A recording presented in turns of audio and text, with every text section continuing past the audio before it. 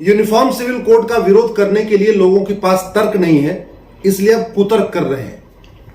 कह रहे हैं जी हमारी धार्मिक मान्यताओं में इंटरफेयर हो जाएगा। अरे भैया, ये यूनिफॉर्म सिविल कोड है, ये यूनिफॉर्म रिलीजियस कोड नहीं है। जब ये रिलीजियस कोड नहीं है तो धार्मिक मामलों में इंटरफेयर कैसे हो जाएगा? और पहली बात ये संविधान धार्मिक स्वतंत्रता देता है, अधर्म की स्वतंत्रता नहीं देता। ये प्रेम करने की स्वतंत्रता देता है, नफरत करने की स्वतंत्रता नहीं देता। ये अहिंसा की आजादी देता है, हिंसा की आजादी नहीं देता। इसी तरीके से ये ईमानदारी से रहने की आजादी देता है, चोरी करने की आजादी नहीं देता। कल को आप कहेंगे कि जी हमारे तो किताब में लिखा हुआ है कि काफिरों की हत्या कर दो, इसलिए हमारे ऊपर 302 नहीं लगना चाहिए। ये कोई लॉजिक है क्या? और वैसे भी पाखंड देखिए, किताब में लिखा है ब्याज लेना हराम है, लेकिन सबका बैंक में खाता खुला हुआ और बैंक से ब्याज ले रहे हैं। किताब में लिखा है मुफ्त में खाना हराम है, लेकिन मुफ्त में राशन भी ले रहे हैं, मुफ्त में मकान भी ले रहे हैं, मुफ्त में दुकान भी ले रहे हैं, मुफ्त में वजीफा भी ले रहे हैं। दुनिया भर की केंद्र सरकार की योजनाएं हैं जो मुफ्त वाली चल रही हैं, राज्य सरकार की योजनाएं मुफ्त वाली चल रही हैं, वो हराम नहीं है। इसलिए यूसीसी के ऊपर जिस तरीके का कुतर्क आ रहा है, मुझे लगता है इसको देश को समझना चाहिए। और जहां तक बात यह है कि यूसीसी से होगा क्या, शादी विवाह की उम्र समान हो जाएगी ना, कहां आ गया इसमें रिलीजन? अगर किसी की 9 साल है, किसी की 18 साल है और सबकी 18 हो जाएगी तो कहां से दिक्कत कहां आ गई?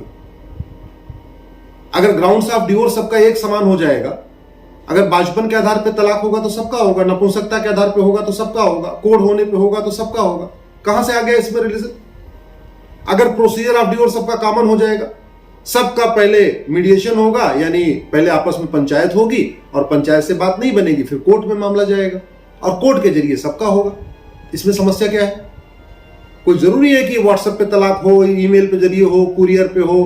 भाई तलाके हसन, तलाके एहसन, तलाके बाइन, तलाके किनाया आज भी चल रहा है। ट्रिपल तलाक खत्म होने के बाद 4 तरीके के तलाक चल रहे हैं और ये चारों व्हाट्सएप से होते हैं, ईमेल से होते हैं, कुरियर से होते हैं, रजिस्टर्ड कोर्ट से होते हैं।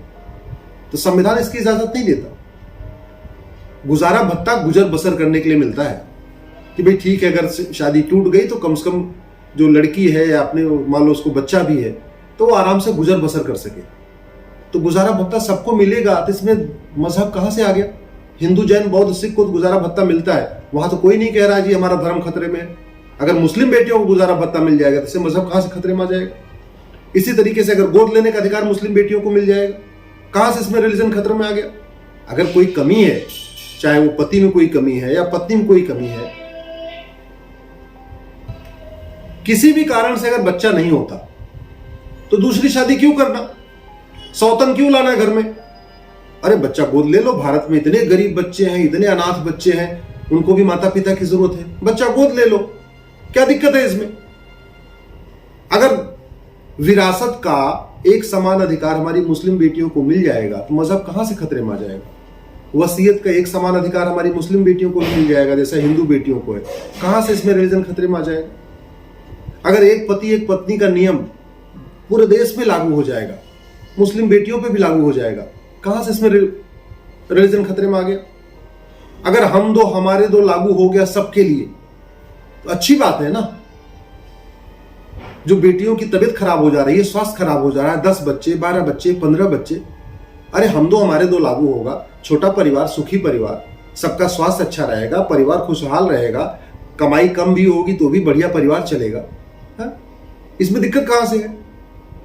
अगर देश की सभी बहन बेटियों को माता पिता का देखभाल का अधिकार मिल जाएगा, इसमें रिलीजन कहां से खतरे में आ जाएगा?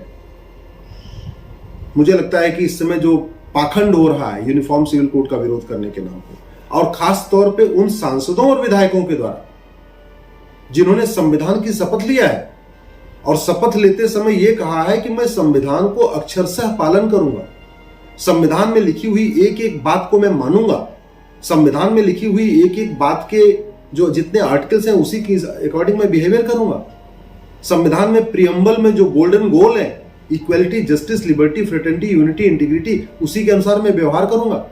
और आज वो पर्सनल लॉ के साथ खड़े हो गए जो अंग्रेजों ने बनाया था, जो भेदभावपूर्ण है, जो महिला को सेकंड क्लास सिटीजन मानता है, महिला और पुरुष को बराबर मानता ही नहीं। जो अंग्रेजों ने कानून बनाया था इस देश में सुधार के लिए नहीं बनाया था। अंग्रेजों ने जो कानून बनाया था इस देश को डिवाइड एंड रूल के लिए बनाया था। मुस्लिम हिंदू को बांटने के लिए उन्होंने मुस्लिम्स का अलग कानून बना दिया, हिंदुओं का नहीं बनाया, मुस्लिम्स का अलग बनाया 1937 में। अंग्रेजी कानूनों से इतना प्यार क्यों? एक तरफ कहते हैं हम संविधान को मानते हैं, संविधान का मतलब होता है संविधान, समान विधान, और दूसरी तरफ कह रहे हैं हमको पर्सनल लॉ चाहिए, शरिया चाहिए, जो हमेशा भेदभाव करता है, जो महिला पुरुष को समान मानता ही नहीं। एक तरफ कहते हैं जी हम तो लोकतंत्र को मानते हैं। अब लोकतंत्र को मानते हैं और लॉ कमीशन सबसे सजेशन मांग रहा है, तो वहां अपना ओपिनियन देने नहीं जा रहे। लोकतंत्र में सब ओपिनियन से काम होता है ना, सबकी ओपिनियन होती है, उसके बाद बहुमत के आधार पर निर्णय होता है। और वैसे भी जो बात संविधान में लिख दी गई, एक बार संविधान में नया अमेंडमेंट हो तो बात समझ में आती है, भैया ठीक है अलग अलग राय हो सकती है। संविधान में कुछ नया जोड़ा जा रहा हो तो भी समझ में आता है कि भाई ठीक है सबकी अलग अलग ओपिनियन है। यहां तो अंग्रेजों के द्वारा बनाए गए कानून को खत्म करना है और संविधान में लिखी हुई बात को लागू करना है। इसका इस तरीके से विरोध, और विरोध करने के नाम पे बहाने भी कैसे कैसे, गजब गजब बहाने। कह रहे जी हमारा पर्सनल लॉ हमें इंटरफेयर नहीं है। अगर पर्सनल लॉ में इंटरफेयर नहीं है तो चोरी करने पे हाथ कटवाना है क्या? रेप करने पे लिंग कटवाना है क्या? मर्डर करने पे गला कटवाना है? नहीं, वो नहीं चाहिए। मर्डर करने पे गला नहीं कटवाना है, हमको तो बाकायदा आईपीसी चाहिए और बाकायदा गवाहों के बयान भी होना चाहिए और आजीवन कारावास चाहिए, फांसी नहीं चाहिए। चोरी करने पे हाथ नहीं कटवाना है, फिर केवल 3 साल सजा चाहिए। तो ये पाखंड है, जरा पाखंड देखिए किस तरीके का पाखंड चल रहा है। इंडियन टैक्स कोड अच्छा है जहां ब्याज मिल रहा है, इंडियन बैंकिंग कोड अच्छा है कि बैंक में खाता भी खोले और पैसा रखूं तो ब्याज भी मिले, जबकि ब्याज हराम है। और सभी मंत्रालयों का लाभ चाहिए, वित्त मंत्रालय से भी लाभ चाहिए, कृषि मंत्रालय से भी हर महीने जो 3-3 महीने तो किसान सम्मान निधि आ रही वो भी चाहिए, बेरोजगारी भत्ता भी चाहिए, खाद्य मंत्रालय से मुफ्त में राशन भी चाहिए, शहरी विकास मंत्रालय से मुफ्त में मकान भी चाहिए। तो वो सब चाहिए, वजीफा चाहिए, मुफ्त में कपड़ा चाहिए, मुफ्त में राशन चाहिए, दुकान चाहिए, मकान चाहिए, हुनर चाहिए, मुफ्त में शिक्षा चाहिए, सब चाहिए मुफ्त में। वहां पे नहीं कहेंगे नहीं नहीं हमारा ये रिलीजन कहता नहीं, ये नहीं हमें नहीं चाहिए, ये हराम है। और पर्सनल लॉ में केवल मुस्लिम बहन बेटियों को दबाए रखने के लिए, बहन बेटियों को जहां बराबरी का अधिकार देना है, करें नहीं हमारा तो रिलीजन खतरे में आ रहा है। ये पाखंड है। इस पाखंड को भारत जान गया है, अब इसको भारत नहीं मानने वाला है। युवा अच्छी तरीके से समझ गया है। और मैं तो कहता हूं कि जो लोग संविधान की शपथ लेके इस तरीके का जो विरोध कर रहे हैं, आर्टिकल 44 का विरोध कर रहे हैं या लोगों को मिसलीड कर रहे हैं, लोगों के साथ गलत बयानी कर रहे हैं, संसद में इस पे चर्चा होनी चाहिए कि क्या संविधान में लिखी हुई बात और जो बेसिक स्ट्रक्चर ऑफ कॉन्स्टिट्यूशन है, आर्टिकल 44 बेसिक स्ट्रक्चर है। बेसिक स्ट्रक्चर क्यों है? क्योंकि आर्टिकल 39 में लिखा हुआ है directive principles are nevertheless fundamental.